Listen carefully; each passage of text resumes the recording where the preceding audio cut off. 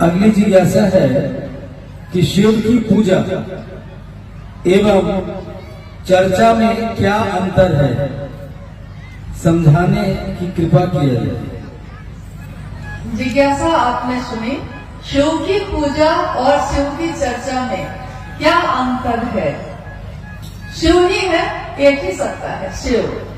पूजा भी हम कर रहे हैं तो शिव की ही कर रहे हैं, और चर्चा भी कर रहे हैं, यानी गुरु रूप की चर्चा कर रहे हैं, गुरु मानकर शिष्य बनकर चर्चा कर रहे हैं तो शिव की ही कर रहे हैं। लेकिन एक भारी अंतर है दोनों में। भारी अंतर ये है कि शिव की पूजा में श्रद्धा चाहिए, विश्वास चाहिए, समर्पण चाहिए।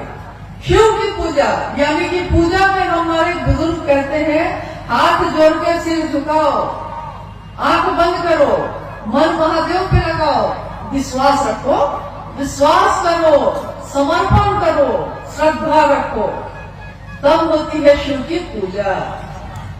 और शिव की चर्चा में विश्वास नहीं है तब भी कोई बात नहीं है, श्रद्धा नहीं है तब भी कोई मामला नहीं है, समर्पण नहीं है तब भी कोई फर्क नहीं पड़ता है। यानी साहब वैद्यानंद जी कहते हैं कि अविश्वास में, अश्रद्धा में, संशय में, विचारों में ही नहीं कुविचारों में भी शिव आपके गुरु हो सकते हैं। सिर्फ एक विचार, कुविचार मतलब कि महादेव के लिए अगर खराब भी सोच आप रखते हैं ना, तब भी वो महादेव आपसे रिश्ता जोड़ लेता है। आप कुछ भी सोच के सकिए, लेकिन लोहा अगर सटता है पारस से तो सोना ही बनता है, वो कैसे भी सके, तरीका चाहे उसका जो हो।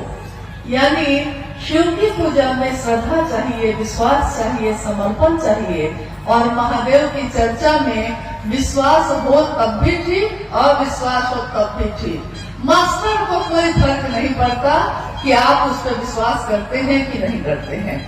खाली क्लास में चले जाइए, वो मास्टर तो पढ़ा ही लेगा, वो चाहे जबरदस्ती पढ़ाए, चाहे खुशी खुशी पढ़ाए, लेकिन पढ़ा के बच्चा को कलेक्टर बना ही देता है, मास्टर पढ़ा लेगा। तो महादेव के पास जाने के लिए श्रद्धा है तो जाइए, क्योंकि श्रद्धा तो भक्त को होगी, समर्पण तो भक्त को होगी। क्योंकि पहला सूत्र कहता है शिव से दया मांगना याचना की अभिव्यक्ति है, भक्ति की अभिव्यक्ति है। दया मांगना, याचना करना भक्ति की अभिव्यक्ति है। और भक्त कौन होता है? हम लोग अमूमन बोलचाल की भाषा में कहते हैं कि अरे ये अमुक चीज के भक्त हैं, ये इनके भक्त हैं, लेकिन भक्त होना बहुत बड़ी बात होती है।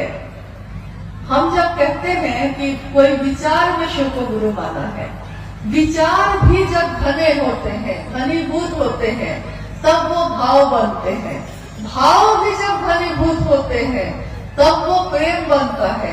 प्रेम भी जब घनीभूत होता है तब कहीं जाके भक्त होता है।